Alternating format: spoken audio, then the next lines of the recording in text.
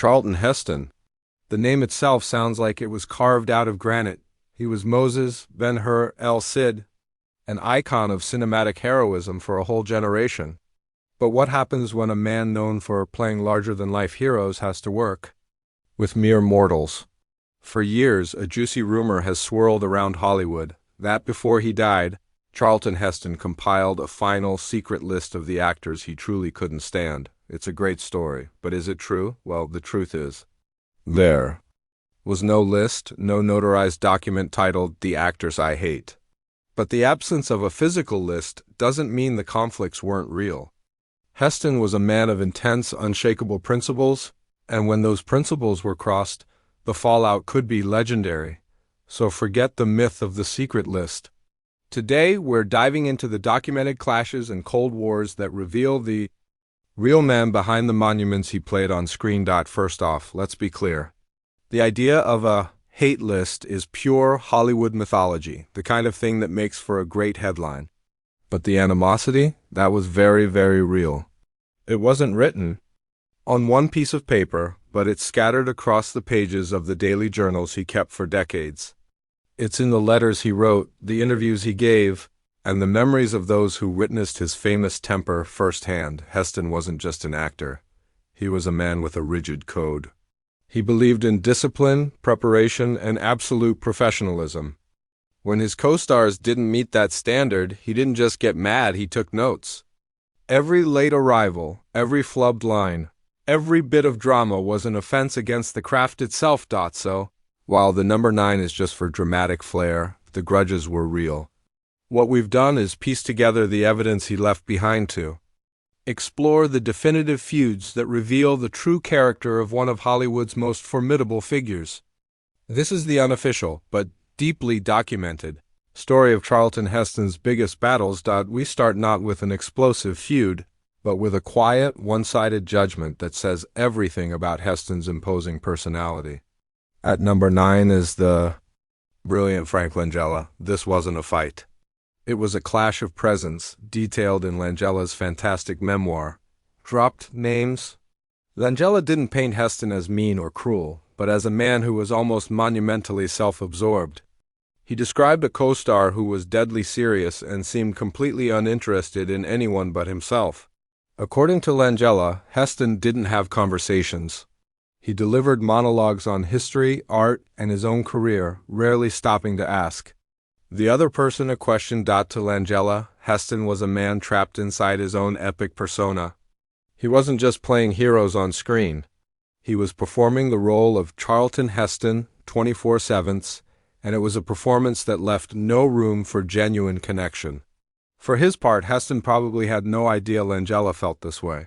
His own diaries are full of critiques of others' professionalism, but he rarely stopped to consider how his own intense, formal style came across to his peers.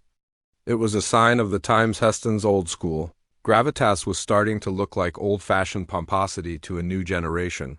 Coming in at number 8 is a conflict that wasn't personal, but deeply artistic. This was the clash between Charlton Heston, the ultimate professional who lived by the script, and Vanessa Redgrave, the fiercely independent actress who followed her own creative instincts. Their battleground was the 1971 film Macbeth, which Heston also directed. He went into it with huge respect for Redgrave's talent, but that respect was immediately put to the test. Heston was a classicist. He believed the power was in Shakespeare's words. Redgrave, on the other hand, saw the text as a jumping-off point. For exploring a character's emotional turmoil, this led to constant friction. In his journals, Heston wrote about his frustrations. "Vanessa is proving a strange lady to work with," he noted. "She is not B******** Y or late or any of the boring things, but she's a balking kind of performer." He wasn't mad that she was unprofessional in the usual ways. He was frustrated that her style of professionalism was the polar opposite of his. He wanted a partner to build the performance with him, brick by brick, but he felt she was off building her own thing entirely. It was a cold war of acting methodology, and for Heston, who believed there was a right way and a wrong way to do things, Redgrave's way was simply wrong. This next feud wasn't fought on a film set. It was a 40-year war of words over the legacy of Heston's most iconic film. At number 7 is the sharp-witted and controversial writer Gore Vidal, the subject. The hidden subtext of Ben-Hur, the 1959 film, won Heston his Oscar and made him an immortal. But decades later, in the 1995 documentary The Celluloid Closet, Vidal dropped a bombshell. He claimed that as an uncredited writer on the film, he had intentionally written the relationship between Heston's Judah Ben-Hur and his rival Messala as a story of spurned lovers. The idea was that Messala's intense hatred only made sense if it came from a rejected romantic bond. The juiciest part. Vidal said he and the director agreed to keep Heston completely in the dark, claiming Heston would fall apart if he knew. When Heston found out, he was furious. The idea that his heroic, Oscar-winning role was part of a gay love story absolutely enraged him. He wrote a scathing letter to the press, dismissing Vidal's contribution to the script as minimal. He said the claim insults Willie Wyler and I have to say irritates the hell out of me. Vidal, who never backed down from a fight, fired right back. For Heston, this wasn't a small debate. It was a stain on his greatest achievement, and it ensured Gore Vidal a permanent spot on his list of adversaries. Some rivalries are born from on-set explosions. This one was more of a slow, tragic fracturing of a real friendship. Our number 6 entry is Paul Newman, and their story is a casualty of the deep political divides that split Hollywood. It's hard to imagine now, but in the 1950s and 60s, Heston and Newman were close friends. But as the years went on, their politics drove them apart. Newman remained a passionate liberal, while Heston famously shifted from being a Democrat, who marched with Dr. King to becoming the face of conservative America as president of the NRA. Their friendship appears to have fractured over their opposing views on nuclear policy. In 1982, the two men appeared on TV to debate the issue, and the tension was obvious. Here were two former friends, now public symbols of two opposing Americas. Heston later claimed that Newman wouldn't even shake his hand during the broadcast. For a man like Heston, who valued courtesy and respect, this was more than politics. It was a deep personal betrayal. Their friendship became a casualty of the very polarization that was starting to grip the country. And for Heston, that was a wound that never quite healed. We're getting into the heart of Hollywood's golden age now. And the stories only get more intense. If you're enjoying this look behind the curtain, do us a favor and hit that like button, subscribe, and ring the bell. You won't want to miss who's coming up next, because the conflicts from here on out are truly legendary. If some of Heston's conflicts were Cold Wars, his experience with Ava Gardner was a full-blown Category 5 hurricane. At number 5, we have the actress who Heston himself called his single worst working experience. This wasn't a personality clash. It was a collision between a disciplined professional and a force of nature. The disaster scene was the 1963 epic 55 Days at Peking. The production was already a mess, but according to Heston, Gardner's behavior sent it into a tailspin. In his journals, he tracked her every move like a frustrated captain logging a ship's demise. He documented her constant lateness and what he described as heavy drinking on set.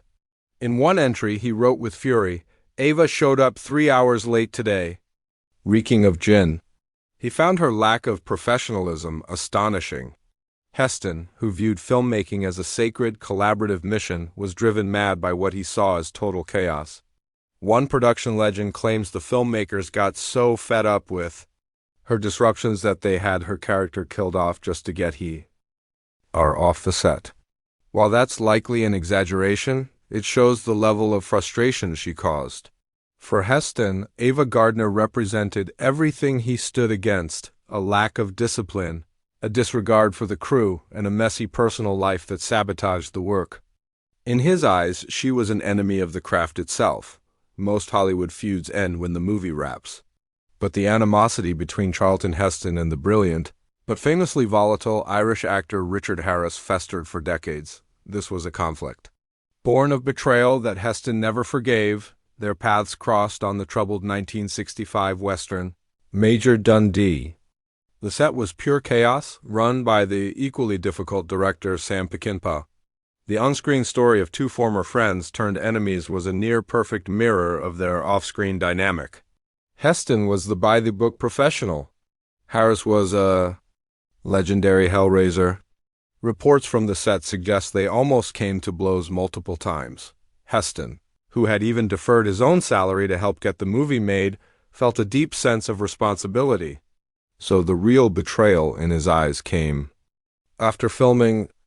As the director battled the studio over the final cut, Harris started publicly badmouthing the film and Heston's role in its production.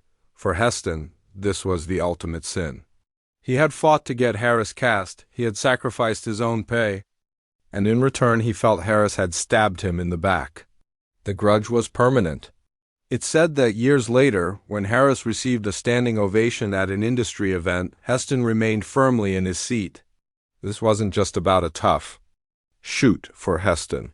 This was about a code of honor that Harris had violated. At number 3 is one of the most infamous feuds in Hollywood history. It was a battle of egos so massive it could barely be contained on the epic set of 1961's El Cid. Their Cold War was so famously awful that it became the gold standard for a toxic working relationship. From the start, it was tense. Heston was always on time and always prepared. According to Heston and others, Sophia Loren was chronically late, which drove the impatient Heston crazy.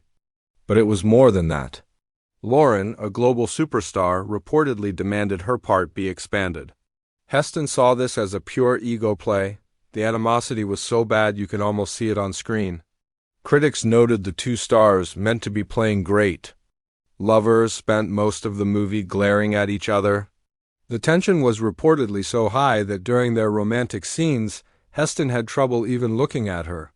He famously quipped that in her close-ups he was looking into the future. The feud even followed them into post-production, where Loren sued the producers over the size of her name on the poster. Heston reportedly later told his agent he'd rather stick needles in my eyes than work with Loren again. For him, she was the embodiment of on-set entitlement. Our top 2 entries aren't about on-set fights. They are ideological wars against forces that Charlton Heston believed were destroying the soul of his profession. And at number 2 is the only actor of his era whose cultural shadow was as long as his own. Marlon Brando. Heston and Brando never worked together. Their conflict was purely philosophical. To Heston, Marlon Brando was patient zero for everything that had gone wrong with acting. Heston came from the old school, hit your marks, say your lines clearly, and respect the text. He believed acting was a disciplined craft. Brando, on the other hand, was the high priest of method acting. He mumbled, he improvised, he tore scenes apart to find some raw emotional truth. To the world, Brando was a genius who changed acting forever. To Charlton Heston, he was indulgent, undisciplined, and disrespectful. He saw the method as an excuse for lazy, self-important acting. He watched a whole generation of actors start copying Brando, and he couldn't stand it. His contempt for Brando wasn't personal. It was a battle for the soul of screen acting, a battle Heston knew he was losing, making Brando his ideological arch nemesis. Section 10. The number 1 reveal, the 9th name, ... closing parenthesis. So here we are. The number 1 spot. We've gone through divas, rebels, and rivals. So who was the ultimate enemy that Heston fought against more than any other?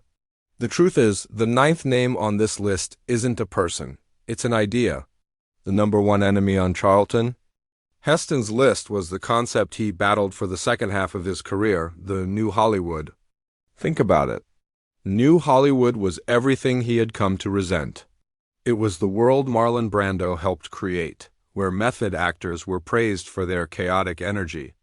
It was the world of politically charged actors like Paul Newman and Vanessa Redgrave, whose activism stood in stark opposition to his growing conservatism. It was a world where his brand of stoic, larger-than-life heroism was becoming a thing of the past. He was a man out of time, a relic of the studio system. Watching his industry get taken over by a new generation with different values and a different definition of a movie star. The feuds with Loren, Gardner, and Harris were just skirmishes in a much bigger war. Each one was a symptom of what he saw as a disease infecting his profession.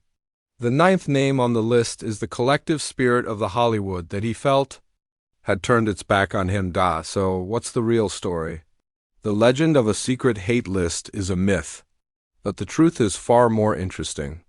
The conflicts were real. The frustration with Sophia Loren, the disgust at Ava Gardner's chaos, the lifelong sense of betrayal from Richard Harris. Those stories are all too real. They paint a picture of a man far more complex than the heroes he played. He was an artist with incredibly high standards who demanded discipline from himself and everyone around him. And when he ran into what he saw as unprofessionalism, disrespect, or a violation of his moral code, he never ever let it go. In the end, Heston's famous feuds weren't really about hating individuals.